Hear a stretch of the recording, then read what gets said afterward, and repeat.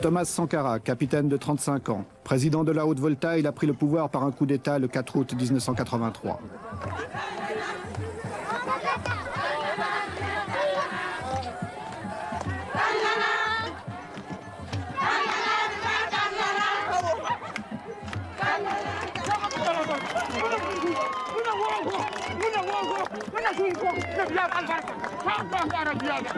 C'est parmi les couches les plus pauvres de la population qu'il compte ses plus chauds partisans.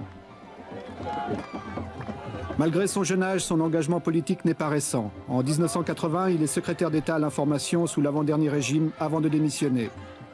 Puis participant au coup d'État du dernier président, le commandant médecin Jean-Baptiste Ouédraogo, il devient Premier ministre, est arrêté, libéré et fait le coup d'État. Sitôt au pouvoir, il veut galvaniser les foules en utilisant un langage où le slogan incantatoire tente de faire passer les mots d'ordre. Chacun doit se convaincre que c'est un changement révolutionnaire. Camarades, il faut enterrer tous les ennemis du peuple. Il faut enterrer tous les défauts qui empêchent le peuple de se libérer, qui empêchent le peuple de construire son bonheur.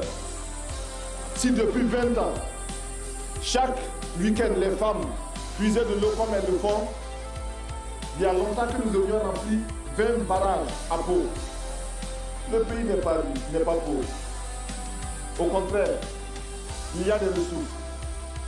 En vous mettant au travail pour construire ces 20 villas, en vous mettant à la tâche, vous avez décidé de vous prouver à vous-même que vous êtes capable de transformer la réalité de cette ville de Pau. En effet, vous pouvez la transformer, cette réalité. Mais pour cela, il faut bannir de vos rangs les paresseux. Ceux qui ne veulent pas travailler. Il faut bannir de vos rangs les féodaux, les équilibristes.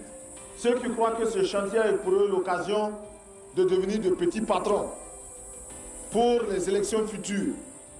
Tous ces gens, tout cela, il faut les mettre de côté. Il faut bannir de vos rangs les maris qui n'autorisent pas leurs femmes à aller sur les chantiers.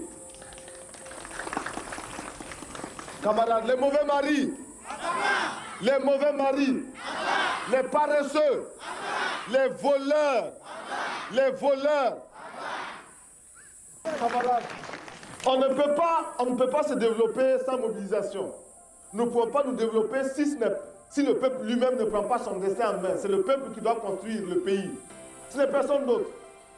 C'est 20 villas aujourd'hui. Demain, ça sera 20 écoles. Ça sera 20 dispensaires. Ça sera 20 maternités. Et chaque année, ce sera comme ça. Camarades, l'impérialisme, le colonialisme,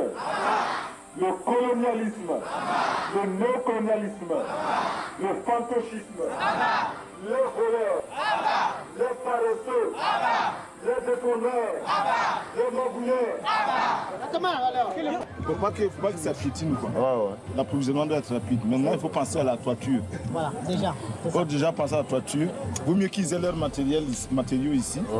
Bon, n'oubliez pas de créer beaucoup d'espaces verts. Oui. Surtout le long de la route, là. Beaucoup d'espaces verts, des fleurs, des petits bancs. Si vous êtes ici, faites des petits bancs en béton, là. Des bancs publics.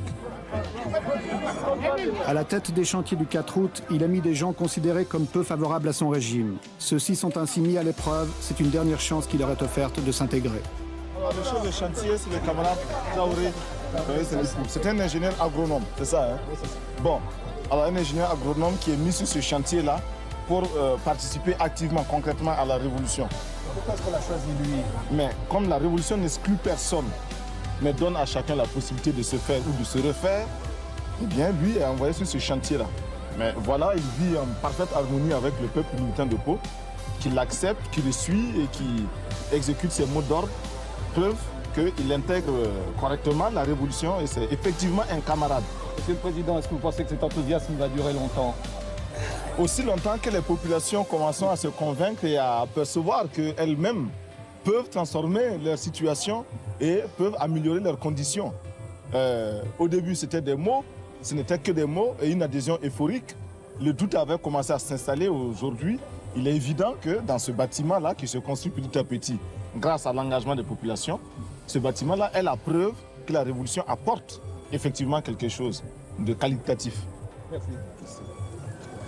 Dès son accession au pouvoir, le capitaine Sankara a effrayé certains milieux qui le considèrent comme étant l'homme de Kadhafi, l'homme de la Libye. L'homme de la Libye, peut-être que la Libye a des hommes. En tout cas, il n'en a pas ici. Et en tout cas, ce n'est pas moi. Je suis au contraire un voltaïque qui connaît ses réalités, la misère de son peuple, et qui voit aussi comment ailleurs d'autres ont eu le courage de prendre leurs responsabilités. Nous n'avons pas honte de dire que nous traitons avec Kadhafi, nous n'avons pas honte de dire qu'à certains moments, il nous a aidés à notre demande, et quand certaines de ces aides ne nous convenaient pas, nous le lui avons dit. Mais de là à dire que nous sommes influencés par Kadhafi, c'est absolument faux. Absolument faux parce que nous ne faisons pas ici ce que fait la Libye. D'abord, la Volta n'est pas la Libye. Ensuite, moi, je ne suis pas Kadhafi. Les voltaïques ne sont pas libyens. Cela est très important. Nos positions n'ont pas toujours plu. Mais nous voilà nous connaissons un dilemme. Soit taire nos positions que nous considérons comme vraies, donc taire la vérité. La vérité, c'est ce que chacun de nous a sa vérité, bien sûr. Nous n'avons pas la vérité absolue. Donc, consciemment mentir pour bénéficier des grâces de ceux qui peuvent nous aider ou de nos partenaires qui sont délicats et puissants. Ou alors, leur dire la vérité dans la conviction, dans l'intime conviction que nous rendons service à notre peuple et à tout autre peuple. Aux Nations Unies, nous sommes membres du Conseil de sécurité des Nations Unies. Nous recevons aujourd'hui des pressions multiples, multiformes pour orienter nos votes, pour orienter nos prises de position aux Nations Unies. Pouvons-nous nous taire lorsque l'on agresse un pays parce qu'il est petit? Pouvons-nous nous taire lorsque l'on envahit un autre pays? Nous estimons que si nous sommes aux Nations Unies et au Conseil de sécurité, et si nous n'y sommes pas simplement pour compléter les effectifs et pour la foire, nous devons avoir le courage de dire au nom des peuples qui nous ont fait confiance, car il s'agit de vote, et la Haute-Volta a eu plus de 104 pays qui l'ont élu, nous devons représenter leurs intérêts. Et en particulier, ces pays non alignés qui ont massivement voté pour la Haute-Volta, nous devons quotidiennement, constamment, courageusement défendre les intérêts des non alignés d'une manière particulière, mais d'une manière générale de tous les peuples qui s'indignent. Si nous ne voulons pas que le Conseil de sécurité des Nations Unies et les Nations Unies en général deviennent une caisse de résonance manipulée par quelques tambourinaires puissants, il nous faut, nous, membres, y exercer tout notre droit, même s'il est limité du fait que quelques-uns ont un veto qui est omniprésent. Nous avons donc des pressions. Mais malgré tout, une grande puissance comme la France, comme les États-Unis ou comme l'Union soviétique, s'ils décident de retirer une partie de l'aide qu'ils vous apportent actuellement, peuvent vous mettre dans de graves difficultés intérieures. Mais c'est vrai. C'est la raison pour laquelle nous sommes obligés de lutter contre l'impérialisme et ses manifestations. L'impérialisme, aujourd'hui, c'est qu'il est très important, il est plus utile pour lui de nous dominer culturellement, beaucoup plus que militairement. La domination culturelle est la plus souple, la moins coûteuse, la plus efficace. Et c'est pourquoi nous disons qu'aujourd'hui, pour renverser le régime de Haute-Volta, il n'est peut-être pas nécessaire d'amener des mercenaires puissamment armés.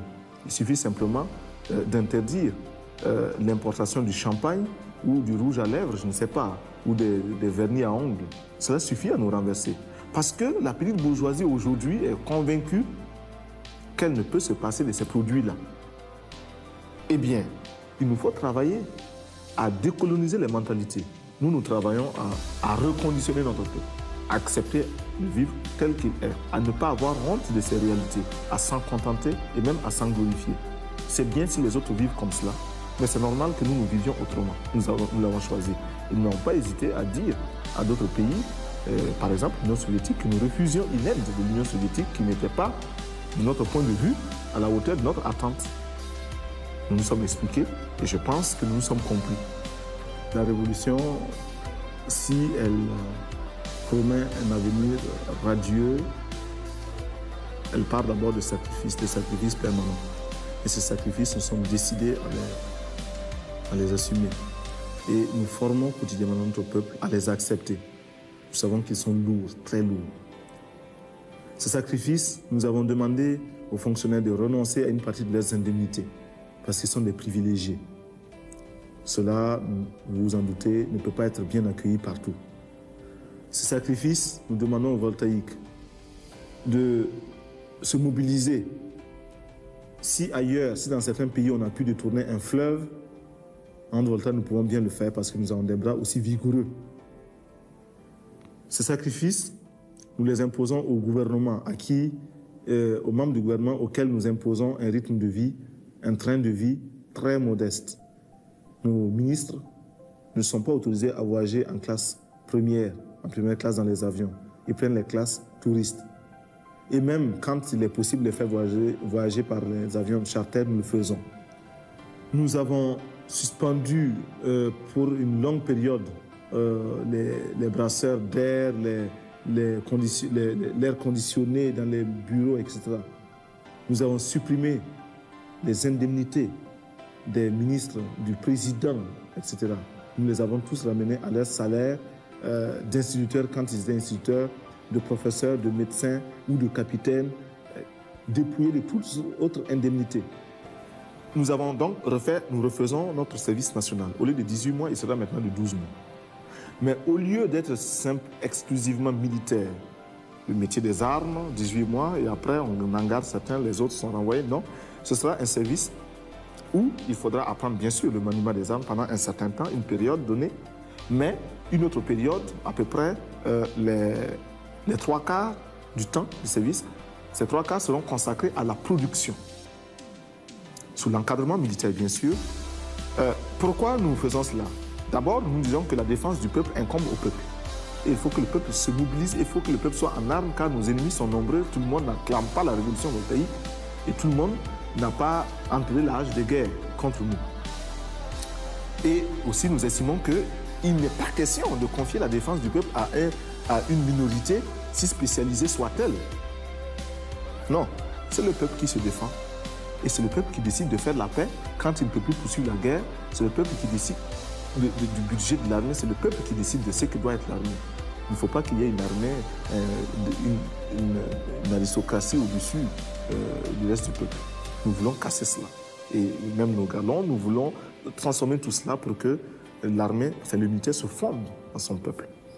Mais les militaires voltaïques auront à produire, à participer à la production agricole, plus tard industrielle, et d'une manière générale à la vie économique.